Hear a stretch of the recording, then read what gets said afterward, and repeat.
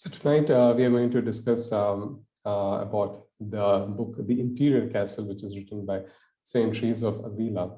And so basically, she lived in the 16th century, and she was a cloistered nun. So for most of her life, she spent in the four walls of the convent.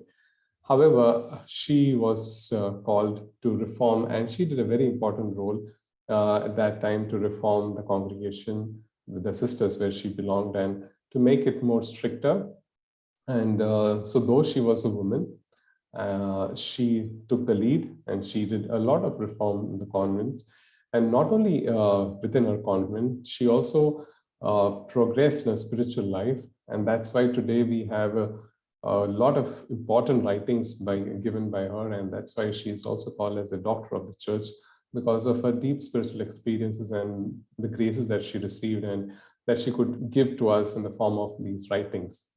So for personally, I am inspired by her even before I joined religious life, and her writings I have read this book itself and also the other writings of hers. And the most important part of the writings is that they're very simple. It's not very complicated, and you can easily follow it. But the most important thing is it's not a novel that you can relish, you can imagine.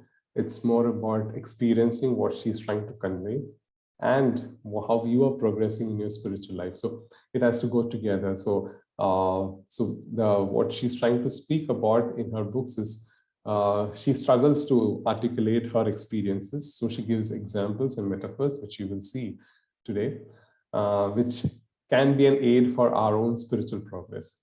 So that's the crux of her writings. And she would say in her autobiography that for 18 years, her prayer life was like a piece of wood, which means that she couldn't experience anything in prayer. She was like dry, and she would give her best, but still she wouldn't experience anything from God. So the most important thing is that despite these limitations, or despite the fact that she didn't have any great mystical experience in the beginning, she persevered. She continued in her struggle, and that's how she grew in her spiritual life. And today she is known even after 500 years of her life. So let's get into today's topic. So this is somehow, this is the picture from the book, The Interior Castle. So we have all seen movies, old movies of how a castle would be. So there's the castle in the center, and then there would be a kind of trench that would be dug around the castle with crocodiles or other reptiles to prevent the enemies from coming into the castle. And so, but this castle is very different. You see, it's a circular. The walls are not fully sealed, so it's like moving inwards. So basically, you enter from the outside, and then you journey towards the center. So center is the goal of our or the destiny. So what in the introduction, she would say that faith tells us that we possess souls that are made in the image and likeness of God. Therefore, we should take time to consider the soul's great dignity and beauty, and to carefully preserve the soul's beauty. So the soul's beauty can be preserved only when we are in union with God. So how do we achieve this union is all what she describes in this book. And once again, let me tell you, these experiences are something which she personally went through. So she uses a lot of examples, as I mentioned earlier. So the first example, or the first metaphor she uses, is that of a castle. So now basically she would say that the soul is a castle made of a single diamond in which there are 7 mansions. So mansions, again, like a big house, and each mansion has got several rooms in it. And we'll see what those rooms are. So the outer walls of this castle constitute the human body. So basically, the human body is the outer wall, which we saw in the picture earlier. And inside there are various series of mansions, which ultimately leads to the center where God resides, or even she would say the king of the castle would reside. And outside this castle, that is outside our body, we have a lot of venomous creatures who represent the attractions of sin, which the soul is trying to overcome.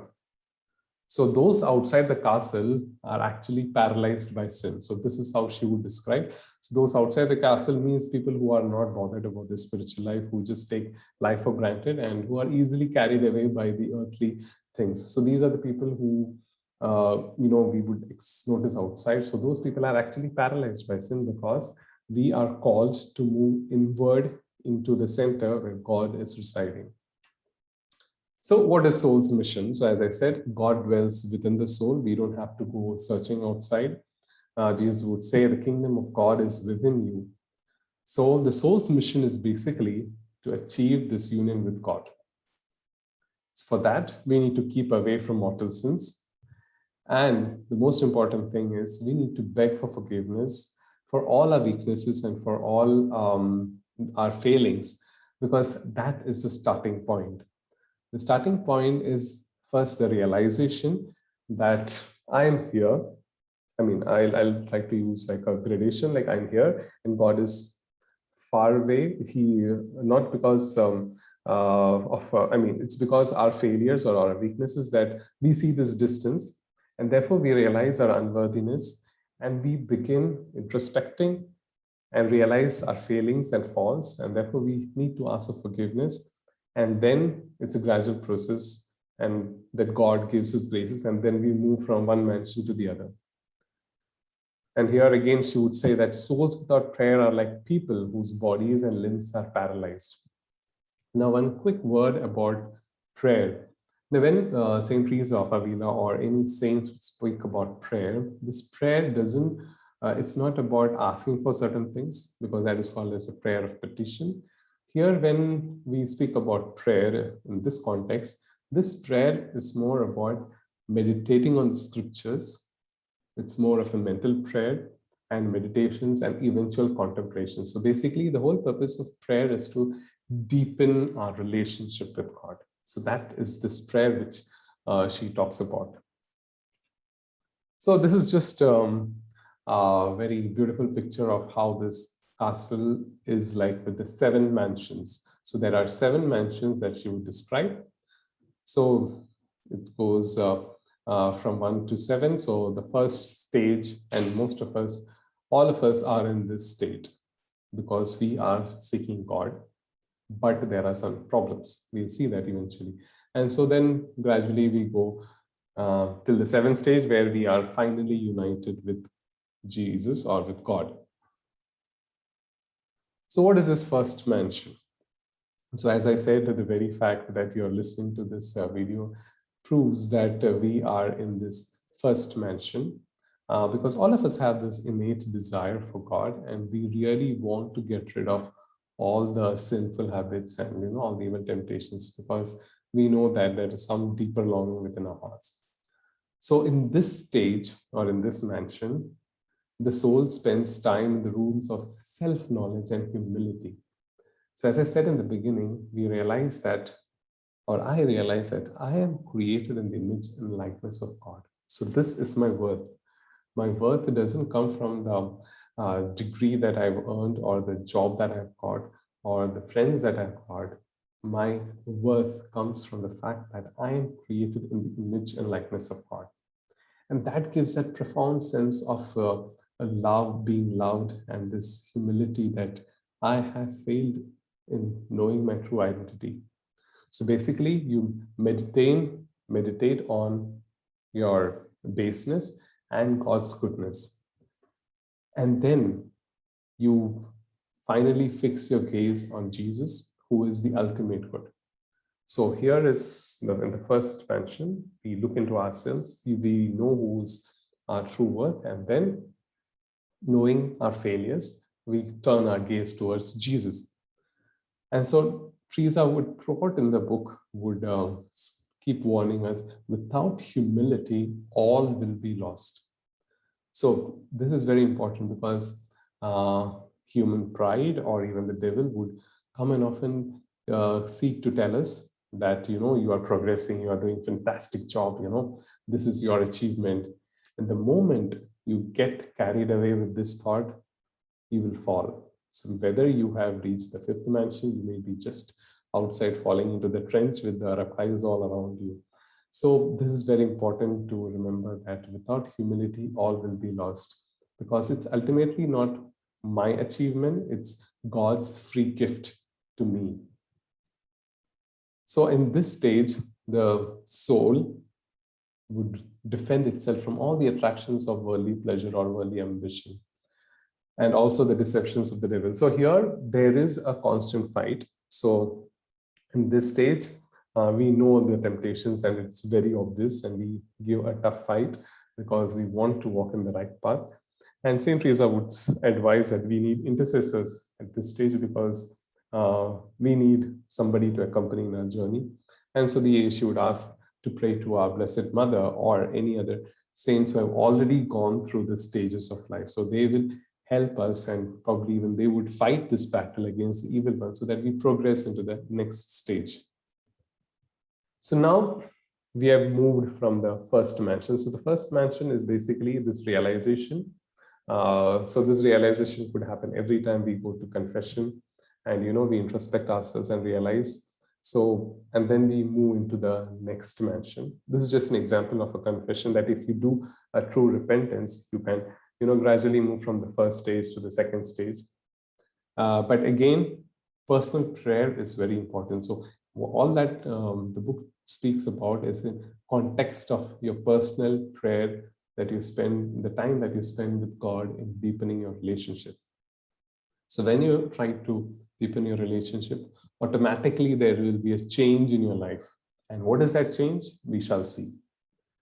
So in the second mansion, there is a growth in holiness, because you're persevering in prayer and you're conversing with good people.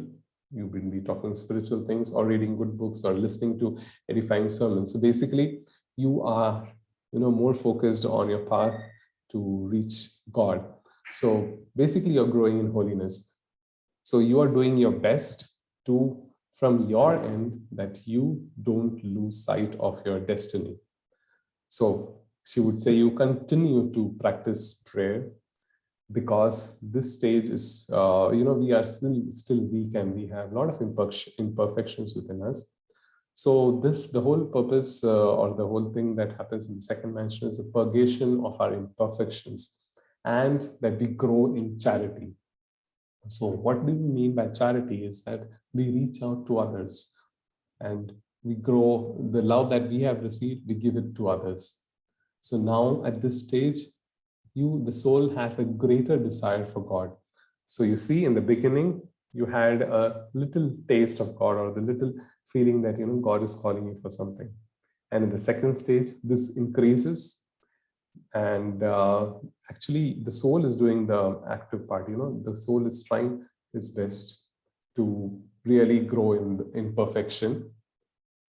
Now we have our enemy. So when the soul progresses, of course, the devil will be very unhappy. So the battle again begins. And the devil will remind, why are you spending so much time in prayer and all? You're just wasting your time. You could go out, hang out with your friends, do party and things like that. The life outside the castle is so good. And so he will try his best to dissuade you from this path. So she would say, when this happens, and now devil can use your friends or anybody else on this planet to dissuade you. So she would clearly say, flee away from such evil companionship and be willing to embrace sufferings. Now, what do you mean by these sufferings? She would say it could be, the people might look down upon you, people might tease you, people might say this and that, call you names, but that is not the point. If you lose the focus, you lose everything. So the goal is union with God. So the soul must not abandon prayer, and should immediately seek God's mercy if it were to fall or stumble. So there is likelihood that we might get carried away, or you might fail. But the moment we realize, we start again. So this is her advice. Now, in the second mention, she would also say that the soul is learning how to concentrate. So now this is a different type of prayer. Where the soul, as I said in the first stage, we are introspecting ourselves and looking into the shortcomings that we are having. And now the soul is gradually realizing and trying to concentrate the mind in order to effect the recollection of the soul. So which you could call as a prayer of active recollection. So now if we quietly speak to God within our souls, he will hear us. And she says that the Lord is within us and we should be there with him. So basically, what we are trying to do is when we are journeying from the first to the second and subsequent mansions, we are coming closer to God. We are looking more inward. And this prayer is called as a recollection because the soul collects together all the faculties. So what do you mean by faculties? So the faculties are all our five senses and also our will, our memory, our understanding. So we are using all that faculties of a human nature to be focused only on God, so that we enter within ourselves to be with God. So this is called as a prayer of recollection or active recollection, where you recollect everything with it's like you take the magnifying glass and the sun rays, it collects all the sun rays and just focuses on one point. It's exactly the same way. You look inwards and use all your powers just to focus on God who is dwelling within you. So, in simple terms, the prayer of active recollection begins by the soul withdrawing the senses from all outward things. It could be anything that delights us. And thus consciously closing its eyes, the soul looks inwardly to be with her king or his king. So that is God. So basically, you won't be lured by the temptations of the devil, but you will be using all your senses to focus on God. So basically, in the second stage, you are growing actively, you are taking the lead. And now we come to the third stage. Now, most of us, and she would say very clearly in the book, most of us, go through the first, second, and third mansion. So, and most of us end up in the third mansion, and all of us, quite a lot of us, she would regretfully say that most of us actually stay in this third mansion, thinking that this is the end. Mind you, she says that this is only the third mansion. There are four more to go. Now, this is very tricky. Why she says that is, you'll realize it soon. Now, at this stage, when you are in the third mansion, the soul is most desirous not to offend His Majesty. Now, it's like, if you fall in love, the people who are in love, they would try their best not to offend the other person. So all that he or she dislikes, you will avoid, and try to do everything possible just to keep that person happy. So the same is in this case. Once you have caught the taste that you're coming closer to God, you will do your best not to offend our God. So we avoid. So first I spoke about mortal sins. So mortal sins are the grave and serious sins. But at this stage, the soul even avoids committing venial sins. And the soul would like to spend hours in recollection, that is prayer, practice works of charity, and are very careful in the way you talk. They make good use of their lives and their possessions basically to reach out there to others. And they experience consolation and spiritual sweetness in prayer and meditation. They are living a very beautiful life in this stage. So as I said, most of the good and happy people you will find in this stage, because they are there, and you can see by their conduct how the spiritual life they're leading. But she would say, greater reward necessitates a greater love, and the soul in this mansion are still governed by reason. So now this is very important point. This is not the end, as I said. So this is, if you need something more, you need to love more. And even at this stage, we are still actively using our senses and our reasoning, our intellect and understanding. So this is not the end. So perfection consists not in consolations, but in the increase of love. So basically, this stage, God will give you so much of joy and peace that you will realize that you will, somehow believe that this is the end. But you have to keep loving Him and not what he is giving. So there is a difference between, in that God is a God of consolation, but the invitation is to love God and not the consolations that he is giving. So this is a state of testing, as you will see.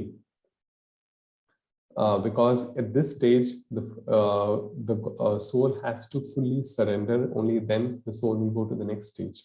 So at this stage, the soul is very immature, or in a premature stage, where the soul has not yet fully surrendered itself to God.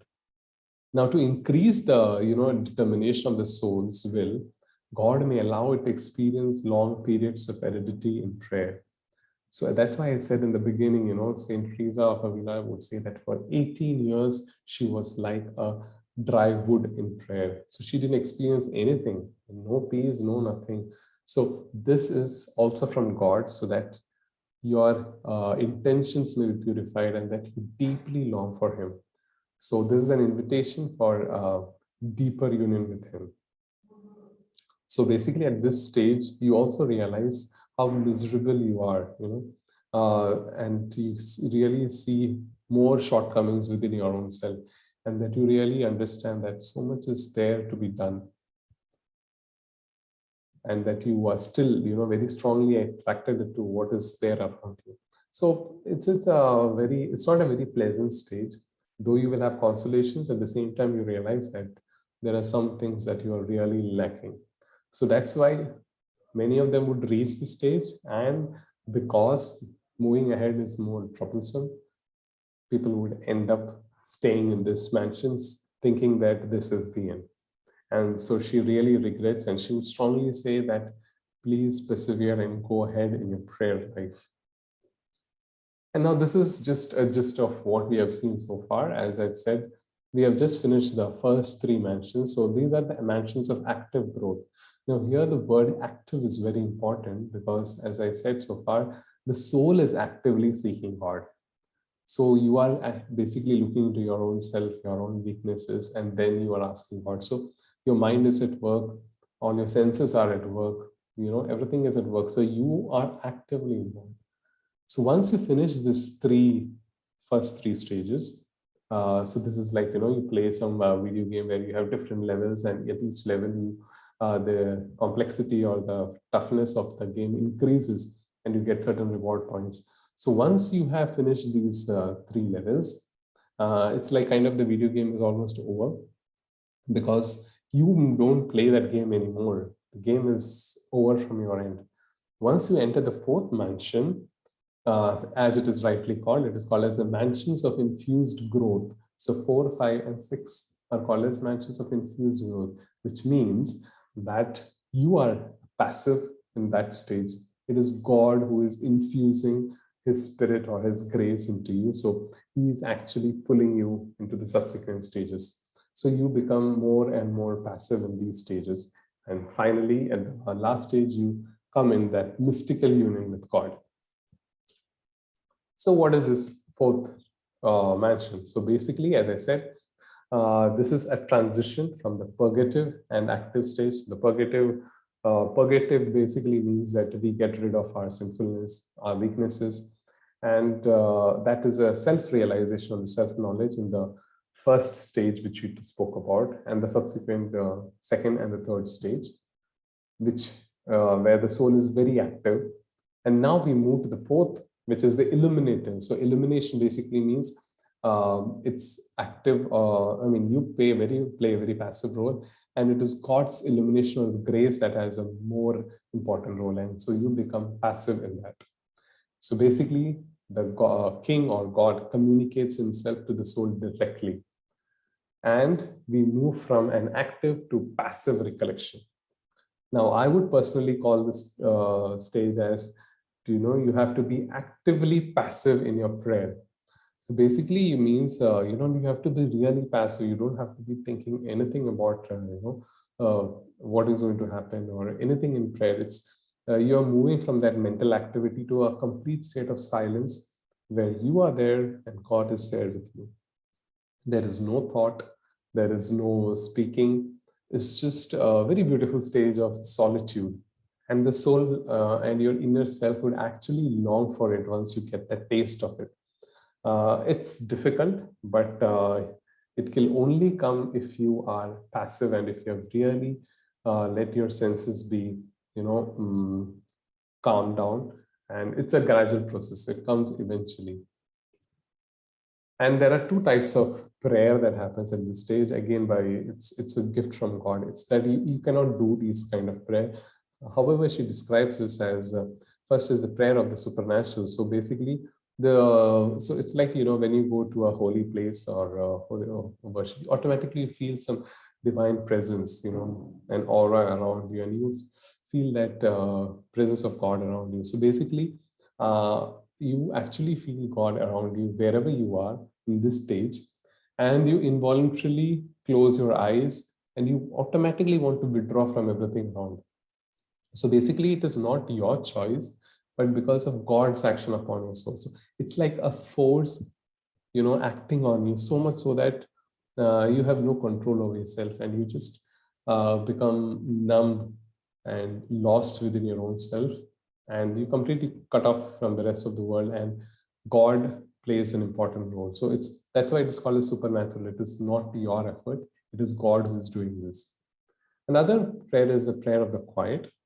So in the prayer of the quiet, as I said, you are there and God is there. There is no thinking about any images or nothing. It's just a stage of pure peace and quietness and sweetness within our own selves.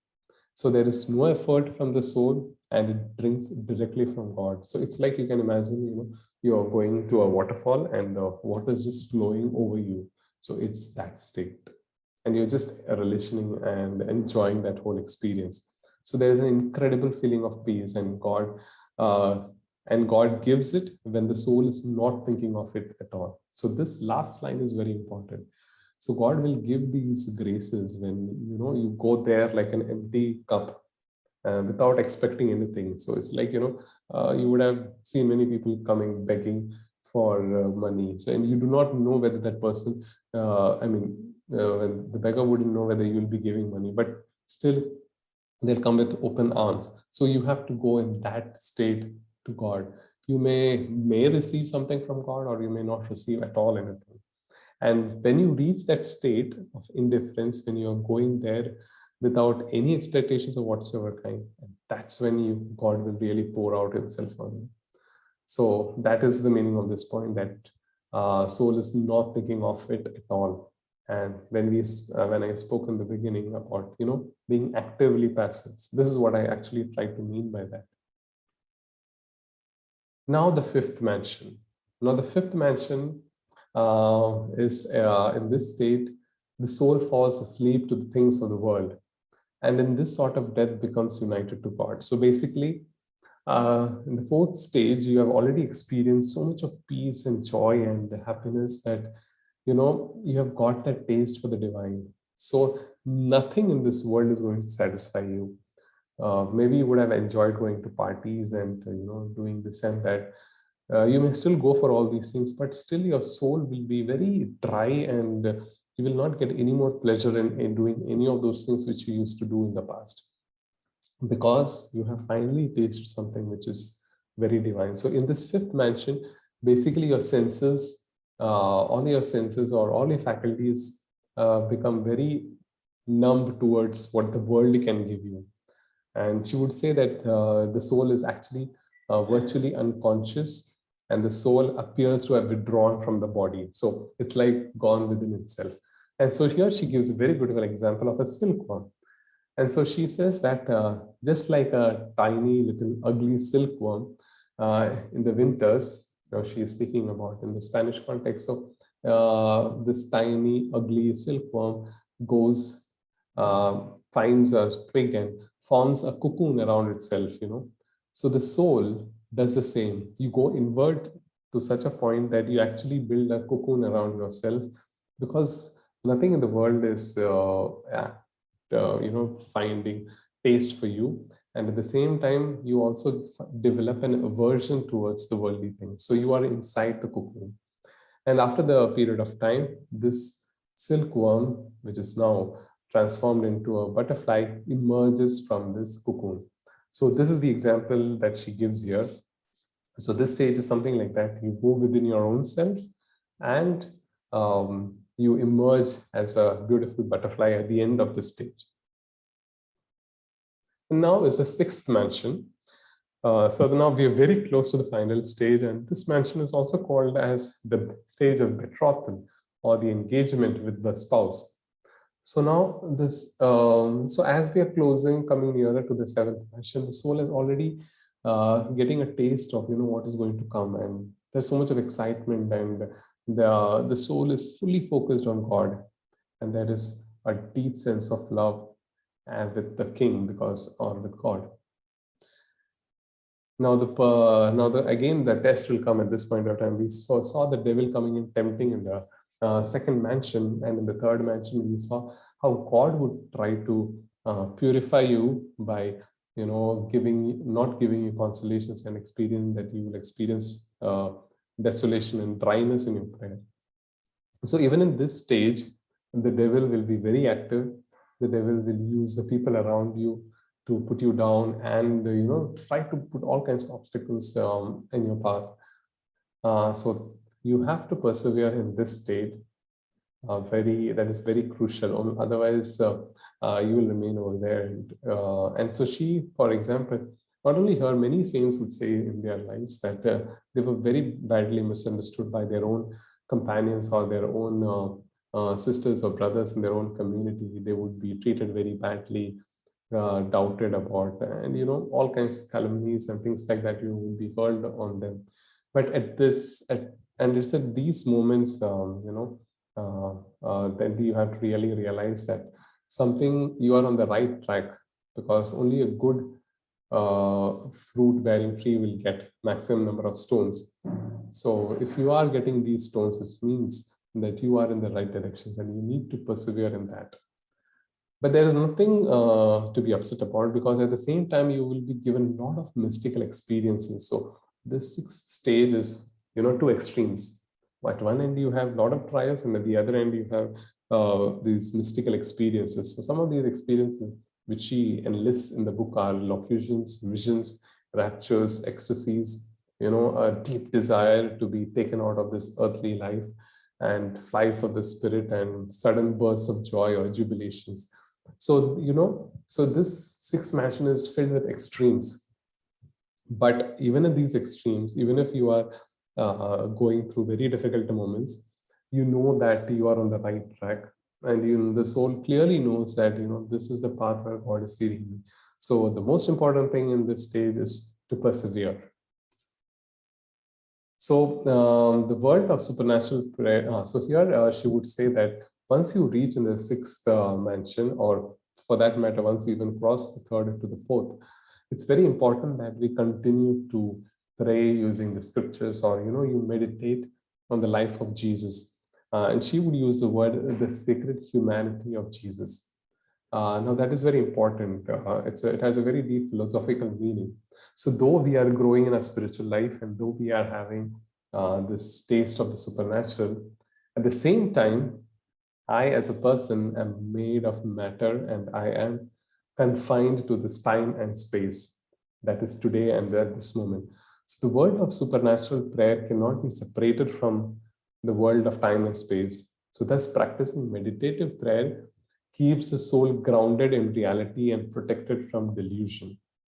So now this is a very practical warning from Teresa, that though you're having these mystical experiences, you should be grounded in the person of Jesus whom we know from the Bible and also from various other sources. So it's not to get carried away, because the devil can also come in the form of the angel of the light, and he can easily take you away. So it's very important that we stay grounded.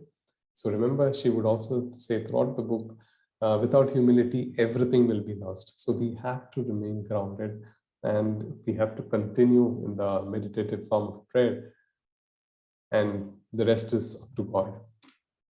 And now finally, we reach to the seventh mansion. So this seventh mansion is basically the spiritual marriage with the soul's bridegroom, or the king, or God, as she would say. So basically, this is the center of our being, where God actually resides. So basically, the soul has made this concentric circular journey to reach this point where we finally meet God, and only God resides at this point. So so what is the signal or the sign that you have reached this place? Is she would say that you would get an intellectual vision where you have the most holy Trinity revealing itself to you in the form of three persons. So basically, three persons, the Father, the Son, and the Holy Spirit, would be speaking directly to the soul. Now, how the speaking happens, what will be the conversation like? It's all person to person, and you have to really experience it. And I cannot tell you anything more about it, or, how the vision would be or things like that. But this is something which she shares from her own personal experience, and so we have to believe what she's saying. And what will be the effect of the union? So once, as we have seen in the earlier stages, that once we are growing in a spiritual life, there will be external changes. You'll be growing in love for the other. You'll be doing a lot of charitable works and things like that. So here in this stage of this union, there is a self-forgetfulness, which is so complete that it really seems as though the soul no longer existed. So the soul is entirely employed in seeking the honor of God. So you are wholly, for your whole being is only, focused only on God, nothing else. So also there is produce a great desire to suffer. So basically, we know that Jesus suffered for us because he knew that what was God's will. So for him, suffering was not a big deal because his only focus was to fulfill God's will. So automatically, you also will become like Jesus, and the soul will, bears no enmity to those who ill-treat them. So basically, that's why Jesus would say, love your enemies. So this is an invitation, to go deeper within your own self. So at this stage, no matter what the people will say to you, you will not have any harsh feelings. And obviously, you will have marked detachment from anything that is worldly or anything that the world can give, even if there may be, trials or dryness in your prayer, there will be always this deep, tender love for God, wanting to praise him and glorify him all throughout. And now in this seventh stage, again, the example of this butterfly comes. So we saw in the previous stage that the silkworm emerges as a beautiful butterfly. But in the seventh stage, you would say that this butterfly dies, but it dies with the greatest joy because Christ is now its life. Now it's very interesting, we might think, okay, the butterfly is out and probably that is the end. No, the butterfly dies, and not dies out of sorrow, but out of great joy because Christ is, the butterfly's existence is overshadowed by Christ himself because the union has happened at that point of time. And that's where the words of Paul comes into play, that I have been crucified with Christ. I live, not I, but Christ lives in me. So obviously, St. Paul would have experienced in his own life. That's why he wrote these words to the Galatians. So this is the invitation. So not only the butterfly emerging from the cocoon, but the butterfly has to die and live in Christ. So there are some tips which she would give throughout her book. So basically, this is very important. Prayer is not a thing in itself or of itself, as if it is only for me and myself and to satisfy my, mystical desires. That is an absolutely wrong conception of prayer. And this she would say from her own experiences, because all that God was asking of her was to, reform the congregation, and which she did very beautifully, despite all the opposition. So these mystical experiences were a confirmation or a sign from God that you are in the right direction. So basically, she would also say that prayer is necessary to acquire the strength that makes one fit for service and to lead souls to God. So the whole purpose of these mystical experiences is not to, put everything together in a box and, put it in the a safe place. It's actually to gain strength at the service of others and to lead others to God. So that is the whole purpose of your prayer life. And again, without humility, without knowing that you are called to be someone great than what you are, and without realizing that you have faltered or you have failed, everything will be lost. So humility is the most essential virtue in our prayer life. And just a conclusion of the 5 crucial points which she makes throughout the book, that God is always near. In fact, God is in me, God is in you, God is in every other person whom we meet around. And prayer is absolutely, unequivocally indispensable, and with humility and self-knowledge being the foundation of prayer. And all harms come to us when we fail to realize that God is near. So therefore, clearly she would say, do not take your gaze away from Jesus, the King of our soul. The fourth point, the spiritual journey, though it is sustained by grace and demands intense effort, including detachment from worldly things and mortifications and perseverance, as a soul waits for God to act on it. So basically, desire for God is very important. So though you are trying your best, at the end, it's not your effort, it's what God freely gives to you. So the progress on the spiritual journey is not only possible and desirable, but it is absolutely essential. So this gradual journey is, as I said, most of us would end up in the third mansion and say, oh, this is the end. But it is absolutely essential that we go to the final state. So the seventh mansion, she would also call as the second heaven, because we are still alive, and the heaven is once we die and go over there. So she actually compares with that being in the presence of God. So basically, all the 7 mansions or this spiritual journey is not only meant for people who are leading a religious life. It is an invitation for each one of us, each one of you who are leading a married life or other way of living. Though it might find difficult, to find time for prayer and personal prayer and introspection, but we need to do that, because there lies within our hearts lies God, and that is the invitation. God is actually residing over there, and he is, and in her words, that he is actually waiting for us deep within our hearts. We need not go anywhere. We just need to quieten ourselves and just look inwards, and the journey will happen automatically. And now, I know this session was quite tense and quite heavy. I tried to simplify this. Of course, the book is quite long in a sense. I mean, there's a lot of matter. This is just the crux of the book. And my intention of taking this topic was to basically tell you that there is so much in that is, to be explored in our spiritual life and in our spiritual journey. And I would really recommend that you read this book, The Interior Castle.